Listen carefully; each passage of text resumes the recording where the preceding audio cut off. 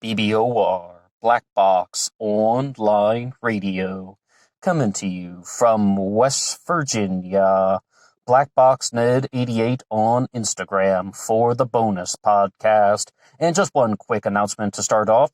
We will be continuing our series on the Golden State Killer later this week. That'll be coming out perhaps the day after tomorrow to anybody who's listening live. And if you're listening to this in the future, we have a series on the Golden State Killer. I invite you to check it out here on Black Box Online Radio. And today we're going back to the Zodiac Killer mystery. And as you'll see here from the title, we will be discussing the clues that are found in the Mikado. Now, the Mikado is from Gilbert and Sullivan, an operetta.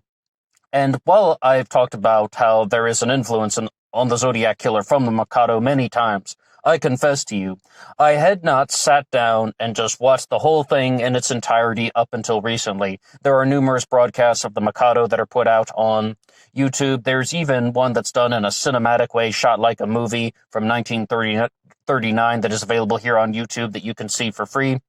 So, after watching the thing in its entirety, number one, the Mikado talks a lot about execution. Number two, in this operetta, this play, if you will, it appears that it's illegal to flirt. I mean, one of the things they even talk about with the execution is that it's illegal to flirt, and flirting is against the law. So you have this executioner-style theme. And then when you look at the canonical Zodiac crimes, the first three, Lake Herman Road, Blue Rock Springs, and Lake Berryessa, you're seeing the murders of a young man and a young woman who are together. Of course, Mike Mageau would survive Blue Rock Springs, and Brian Hartnell would survive Lake Berryessa. But still, you have these lovers' lane attacks that are going on when you have the executioner-style theme partnered with being illegal to conduct flirtatious activity. And just to expand upon the concept of how the Mikado is referenced frequently in the Zodiac Killer, we're going to go back to the Exorcist letter from 1974, where the Zodiac writes, and I quote, "I saw and think The Exorcist was the best satirical comedy that I have ever seen. Signed, yours truly. He plunged himself into the billowy wave, and an echo arose from the suicide's grave. Titwillow, Titwillow, Titwillow." And that is talked about very frequently in the Mikado. Now, a lot of people have made this observation that the Zodiac Killer appears to be either acting out a play or fantasies. Like, why were the Zodiac crimes conducted in the way that they were conducted? Why were the letters mailed when they were mailed? Because 1974 is this Exorcist letter right here, Titwillow, Titwillow, Titwillow. Now, that is not from the last song in the Mikado, but that is from one of the last songs. And I mean, this is not the final Zodiac letter. Of course, we have the 1978 letter, but the authenticity of that one is highly, highly debated. Robert Graysmith appears to be the only primary individual who is arguing that the Zodiac Killer wrote the 1978 letter, other than perhaps a few other people on the internet. But the big thing to say about it is, I mean, it does kind of fall in line about how someone has composed this one, meaning that the Zodiac Killer activity is nearing an end. Once again, this thing here, he plunged himself into the billowy wave, and an echo arose from the suicide's grave. That is not the final song, but it is very close to the end, meaning that it is approaching the end of Zodiac Killer activity. It's just a possibility. And I would also say that the Mikado does begin with a prologue before the actual quote-unquote story begins to start, and it's divided up very clearly, prologue, and then you have the acts. So that kind of reminds me somewhat of Lake Herman Road as well, almost acting as a prologue. We're talking about December 20th of 1968, the murders of David Faraday and Betty Lou Jensen. That also, I mean, that could fall in line somewhat. And I'm not the first person to say this has been widely discussed on the internet. People are like, either what this person wanted to do was act out a series of murders that were meant to look like a stage play, to be done in different acts. That's one thing. Or this is somebody who is just trying to live fantasies of being powerful. We had an excellent comment coming recently from Kelly, who said that it appears that this guy was heavily influenced by comic books, and he wanted to act out the scenes from comic books. And it's, yes, comic books, the Mikado, Detective Story Magazine, possibly. And, somebody else also sent me another one. Oh, another thing that also talks about, Z. What was it? Was it Peter Sellers, where there's a character named Z, and they're talking about how, like, there's just lots of things are drawn upon from literature as well as graphic arts. I think that the Zodiac Killer was definitely more influenced by literature and graphic arts as opposed to some of the other things. Like, people are going to go down the occult, dark, magic, witchcraft angle. I think that literature is definitely more prevalent throughout the Zodiac Killer mystery. And the other thing that I would like to say is, Robert Graysmith has talked about this to a little bit of an extent, but there was a different Zodiac Killer writer that I really thought of when I was watching the Mikado, and that was Lyndon Lafferty, author of the Zodiac Killer Cover-Up, also known as The Silence Badge. In his book, he names his suspect as William Joseph Grant. And we've mentioned the Lyndon Lafferty theory on this channel a couple times, but the nutshell version is that William Joseph Grant's wife was having an affair with a judge, and then Grant's wife goes to the judge and says, "Hey, my husband has committed these murders. I need you to do something," because they're having an affair, and Grant finds out about it. His ego is so broken that he creates the Zodiac persona as a way to restore that broken ego, and his wife goes to the judge and asks him to issue an order saying that this individual, William Joseph Grant, is not meant to be investigated. William Joseph Grant was also Robert Graysmith's first suspect in the book This Is the Zodiac Speaking, which was unpublished and did not come out. He gave him the pseudonym Andrew Todd Walker. So the thing to say about that is, number one, it really doesn't seem like that is what happened. It really seems like that is a bit of fiction, because somebody wrote into the channel, giving a shout out to YouTube user Jamie Hendrickson, saying that he is a lawyer and that the judge in question simply did not have the legal authority to issue any type of order saying William Joseph Grant is not to be investigated. Legally, that is just not how it works. It's just a blatant falsehood that is spread by Lafferty. But I couldn't help but notice how that kind of reminds me of the actions in the Mikado and the power structure in the systems, and some people are doing, once again, flirtatious activity and how that's illegal, and then the power structures of the time are being manipulated throughout the course of the Mikado. I was heavily, that was the first one I thought of, and it's almost like perhaps Lafferty has composed a novel of sorts based on some false information that came to us from Les Lundblad. So with the Mikado, it definitely seems to be one of the largest influences on the Zodiac persona. It's now getting away from Lyndon Lafferty, which is perhaps a bunch of material that is most likely not accurate. Once again, if it were a work of fiction, maybe he would have something to stand on. But when I've actually been through Lafferty's book that is available here on Google Books, like the fragment that somebody can put out on Google Books, it appears that it is really just, it is saddening to say the least. It is definitely not an engaging work of literary genius. Let's just say that's probably the nicest thing I'll say about that one. And then to continue onward, though, at Lake Berryessa, many people believe that the Zodiac Killer's hood is a reference to the executioner's hood in the Mikado. And they talk all about execution throughout the Mikado, and even saying there haven't been any executions in our city for a year. They're going to change the status of where we live from being a city to a village if there are not executions. Things like that. And so the thing that comes to mind is many people, number one, believe that the Zodiac Killer hood was very carefully designed to show that this is an executioner's hood. When the Zodiac was wearing the costume at Lake Berryessa, the only time that he wore the hood, that was meant to show that this was someone who wanted Brian Hartnell and Cecilia Ann Shepard to think that it looked like an executioner's hood. And we always have to bear in mind the possibility that there could not necessarily be, or maybe there aren't necessarily deep meanings in everything, but rather these are things where people are just doing this to get a desired result. By people, I mean the Zodiac killer, and possibly somebody else was involved. And this, group murder theory, Zodiac hoax theory, any of those things coming together. But there's also one line in the Mikado, just little bit disconnected on the details, but how the person behind the executioner is sewing his own hood or something like that, or he's also knows how to sew. So I think that also could be somewhat of a reference or an influence, the composition of the Zodiac killer hood that was worn only during the Lake Berryessa stabbing.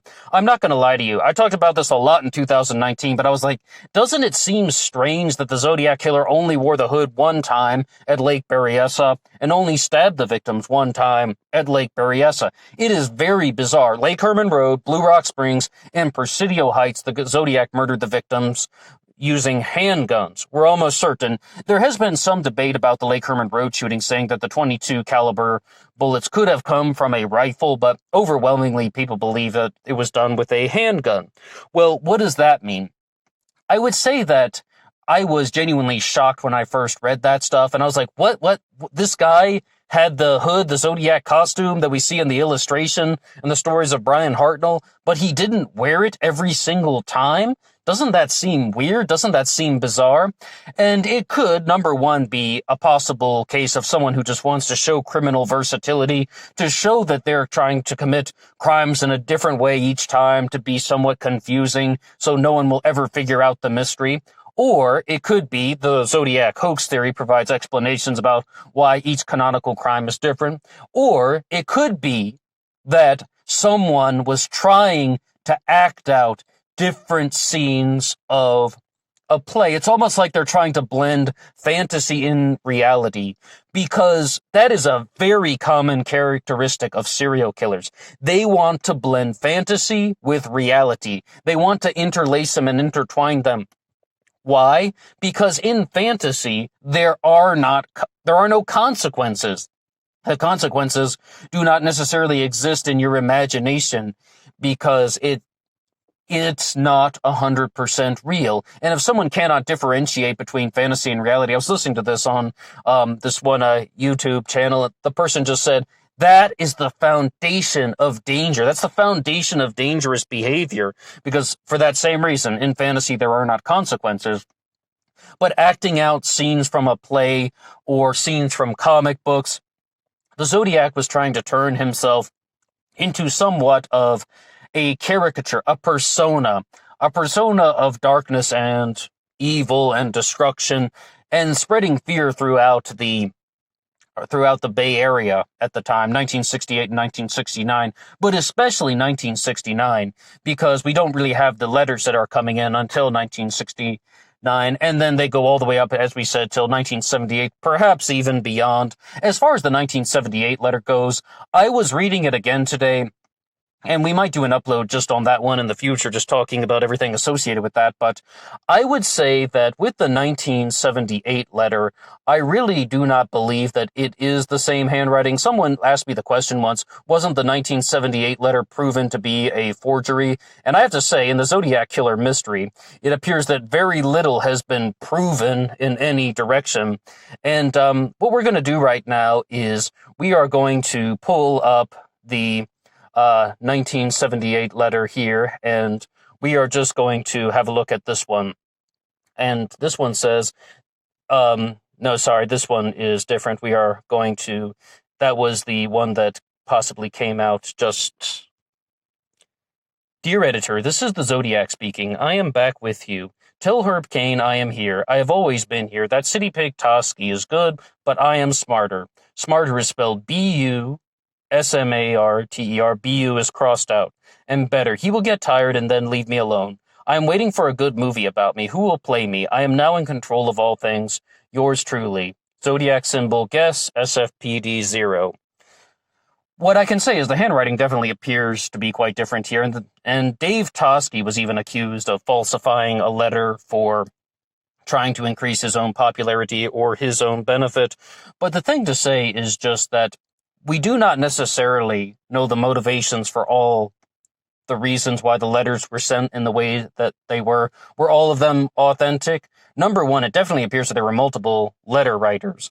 But I would really like to go back to this point about how it appears that someone is trying to unleash not only fantasies, but also calculated, premeditated acts of destruction, because there really is very little to say about how this person is using anything with imagination. This is more about an inability to comprehend the differentiations between reality and the fantasy world. And we do have to bear in mind that the person behind this could be a little bit delusional, but mostly cold, methodical, and calculating. As far as the reasons why there could be different letter writers, number one, many people are saying this, that I think a lot of us come to this conclusion that there could be a person committing the murders, and there could be different people writing the letters. Do I know that 100%? Not sure, but I noticed that even Robert Graysmith talked about that when he was saying that it's possible that Arthur Lee Allen committed the murders and somebody else wrote the letters. I did an upload about that on the channel called Arthur Lee Allen's Partner, saying that exact same thing. Just asking the question, what if? What if Arthur Lee Allen had a partner? Wouldn't that answer so many questions? And I thought everyone was going to laugh at me, but Robert Graysmith, I found this clip of him from an interview, like in writing. It's in print from the interview. He's saying the exact same thing. He's just saying, well, perhaps Lee Allen had a partner, and people also have talked about Arthur Lee Allen committing the murders, and Don Chaney being the person who was writing the letters. Don Chaney has handwriting that is much more similar to other people than a lot of the other Zodiac killer suspects. And we can also say about Don Chaney is that when Don Chaney went to Bakersfield Junior College, they put on a production of the Mikado. Now, when it comes to the group murder theory, we're going to talk a lot about this in an upcoming episode. I was really convinced of it in the past.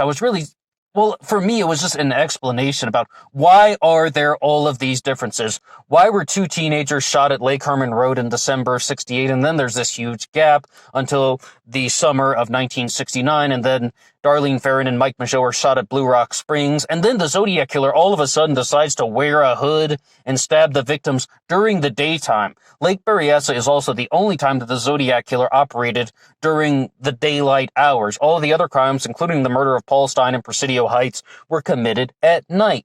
So if you view that, Lake Herman Road is like the prologue. Then you have the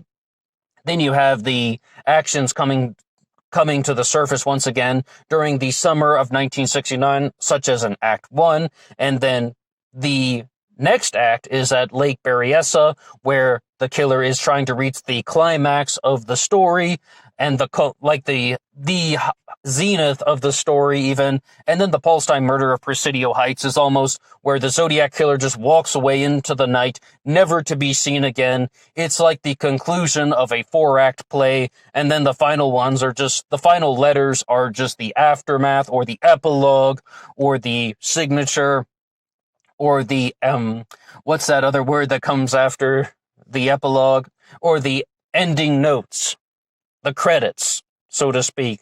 I mean, you can definitely see these types of possibilities. And even if the Zodiac wasn't aware of it at all, we also have the concept of influence, where this person was heavily influenced by literature. We have references to the Tim Holt comic books. We have references to The Exorcist, the movie. We have references, as we said, to Detective Story magazine, and perhaps some other characters from films.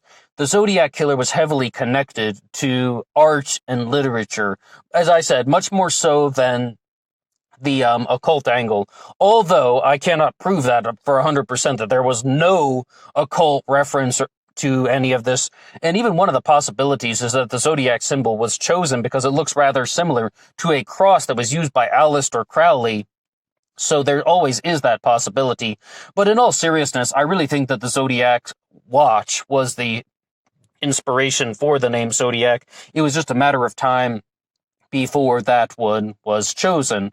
So I think that is mostly where we're going to be leaving it for now.